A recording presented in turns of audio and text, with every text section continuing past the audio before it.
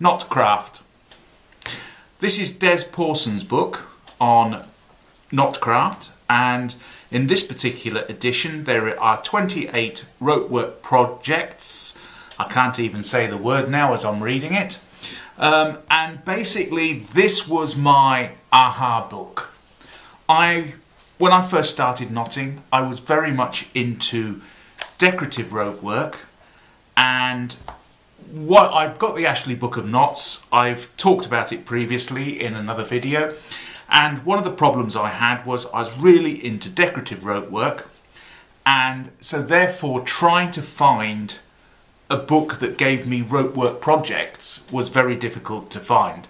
And in the end I found this little gem, and to be honest, it's a cracking book. You want to learn how to make a knife lanyard or a decorative lanyard, all sorts of things in here that you can make with Des Pawson's book here. As you can see, I really do like this book. I've got a plastic protective cover on it, and so it's one of my favourite little go-to books when I'm trying to do or want to do a knotting project.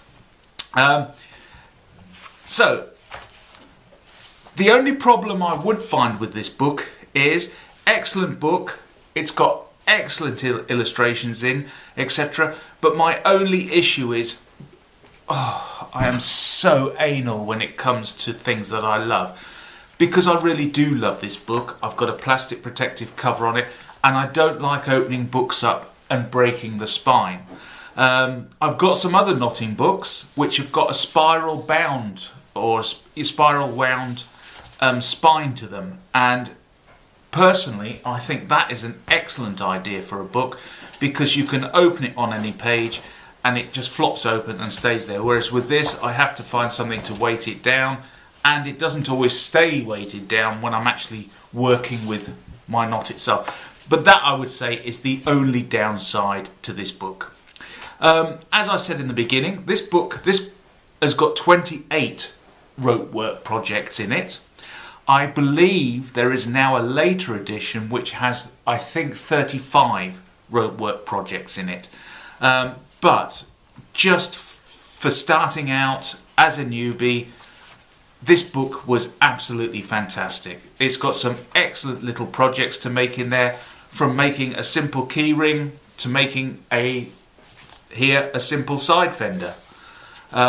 So you can make all sorts of things. I actually copied one of the fenders from this book, and I produced a fender that now hangs on my garage wall. And honestly, since making this fender and I've hung it on my garage wall, no ship has yet crashed into the garage wall. Mind you, I don't live by the sea either, but I'm just telling you, these fenders do work. If anything, just to protect the house. And so here we go, there's another fender here. And yes, it's got all sorts of projects in it. Here's the fancy knife lanyard. I've done a video of this previously and shown it online on how to make the lanyard. I think what I might do in the future actually is go through this book and do some of the different projects that you can make in here. Here's another one, a binocular strap, a tiller boat hook covering. So yes, all sorts of things. It teaches you, at the very beginning, you do the simplest knots in the world, and you can make something really simple and easy out of it, and you start off making a little key ring, and eventually, once you've learnt a few more knots, you end up making, like this example here, a deluxe key ring. And in making the deluxe key ring, it tells you here what materials to use and how much, which knots are used, and it also tells you how to tie each knot in turn, or refers you into a section in the book dealing with that particular knot. So for example, in this deluxe key ring here, if you wanted to make this key ring, you would first of all have a 3-strand plate. Then you go for a temporary seizing using a constrictor knot, a 3-strand diamond knot or crown and wool knot tied in pairs, diagram A and B, and here's diagram A and B, alternate crown and senet, 6-strand star knot, and a doubled crown finish. And then you end up having done that with a beautiful knot like so. And this really was my aha book. I wanted to learn how to do decorative rope craft, and to be honest, I bought a lot of books to try and find out how to do this. And in the end, I came across Des Pawson's book here. And as you can see, Des Pawson is there. He's got his little red hat on.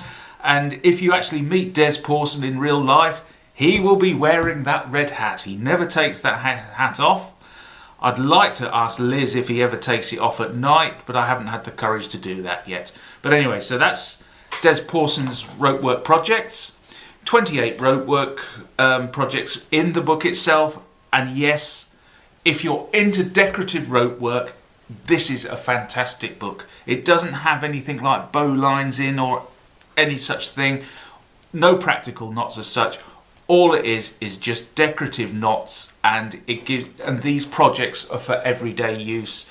So if you've got a knife, you might as well put a decorative lanyard on it to show your knotting skills off. So I can only recommend this. This book it's not as good as the Ashley Book of Knots, because obviously the Ashley Book of Knots is good for its own specific reasons, because it is the Bible of all knots. But this one is just such a good book for the beginner and intermediate to actually learn how to make beautiful things with rope. And it doesn't matter whether you use natural ropes or synthetic ropes, etc. You still make beautiful things with the work and the projects that are described in this book. And so this is, even to a pair of fancy spliced chest beckets, you know, fairly simple ones. You can get more decorative ones, but it really is good. Even here, the monkey fist, how to make a monkey fist light pull. So in other words, a fairly simple knot. Oh well, I say it's a simple knot now that I know how to tie it. But in the early days, when I didn't even know what a monkey's fist was, other than possibly a monkey punching me, this book guided me into how to make a simple thing like a monkey fist knot. So yes, I love this book. So this one really is worth buying. Have a look on eBay, have a look on Amazon, but get this book. It's worth it, if you're into decorative knots, that is.